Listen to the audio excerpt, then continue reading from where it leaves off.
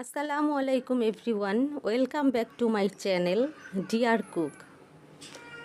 আধা কেজি দুধ জাল দিতে গিয়ে ফেটে গিয়েছিল, মানে ছানা হয়ে গিয়েছিল। ভাবলাম যে সেই দুধ দিয়ে তাহলে ছানার সন্দেশ তৈরি করে ফেলি। তাহলে চলুন শুরু করা যাক।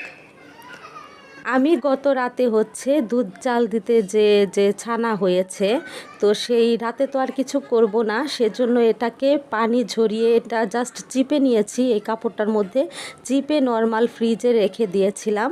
তো আজ সকালে আমি এই যে এখানে ছানাটা নিয়ে নিচ্ছি। এখানে আধা কেজি দুধে হাফ কাপের মতো ছানা হয়েছে। এখন এখানে আরও কিছু ইনগ্রিডিয়েন্টস অ্যাড করব। এই যে এখানে দেখতে পাচ্ছেন সুজি, 1 চা চামচ পরিমাণ সুজি দিয়েছি।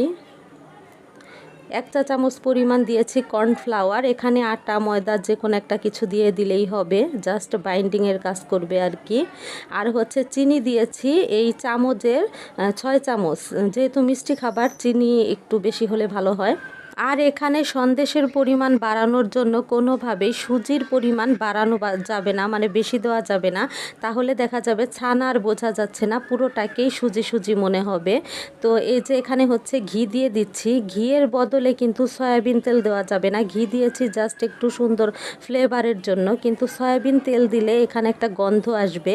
সেজন্যে যদি না থাকে ঘি না দেওয়া যাবে, কোনো কিছুই ছাড়া বানানো যাবে, কিন্তু সয়াবিন তেল ইউজ করা যাবে না। এখন এই সবগুলোকে একসঙ্গে ভাত মাখানোর মতো করে মেখে নিচ্ছি, মানে একদম আলতোভাবে, একদম চেপে চেপে করা যাবে না, কারণ ছানার যে একটা দানা দানা ভাব, এটা থেকে যেতে হবে, মিহি করে মাখা যাবে না।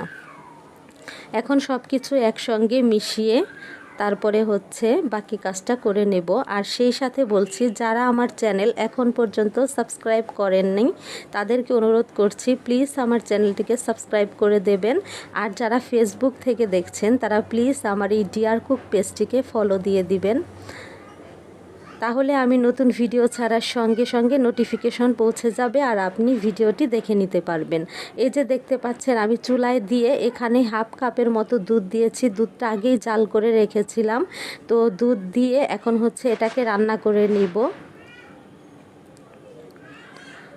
যেহেতু এখানে কর্নফ্লাওয়ার দেওয়া আছে আর সুজি, এই দুইটাই কিন্তু দুধটাকে দ্রুত ঘন করে ফেলে, সেজন্য দ্রুত ঘন হয়ে গিয়েছে। আর এখন এটাকে অনবরত নেড়ে চেড়ে নিতে হবে, নয়তো নিচে লেগে যেতে পারে, সেজন্য বারবার নেড়ে দিচ্ছিলাম। আর এই রান্নাটা নন স্টিকের পাত্রে করলে বেশি ভালো হয়, কারণ এই সিলভারের পাত্রে দেখা যায় যে রান্না করার পরে নামানোর সময় অনেকটা অংশ এই পাতিলের গায়ে লেগে থাকে। যাই হোক, এই যে দেখতে পাচ্ছেন ঘন হয়ে গিয়েছে। এই অবস্থাতে আমি এখন নামিয়ে নিচ্ছি। এই যে নামিয়ে এখন এই হাতলের সাহায্যে এটাকে ছড়িয়ে নেব, কিন্তু এটা দিয়ে পারিনি, লেগে লেগে উপরে উঠে যাচ্ছিল। সেজন্য আমি পরে এই গরম অবস্থাতেই হাত দিয়েই এটাকে ছড়িয়ে নিয়েছি।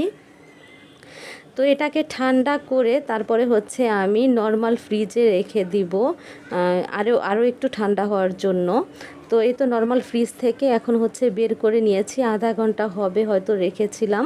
তো বের করে নিয়ে এখন আমি এটাকে কেটে নিচ্ছি বরফির মতো করে।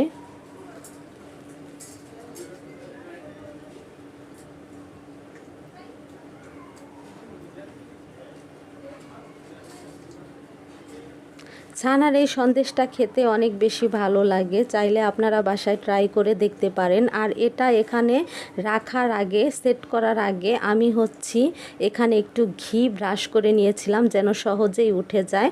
এই তো এখন তুলে তারপরে এটাকে একটু গার্নিশ করে নিচ্ছি কাঠবাদাম দিয়ে, হাফ হাফ করে কেটে নিয়েছি বাদামগুলো।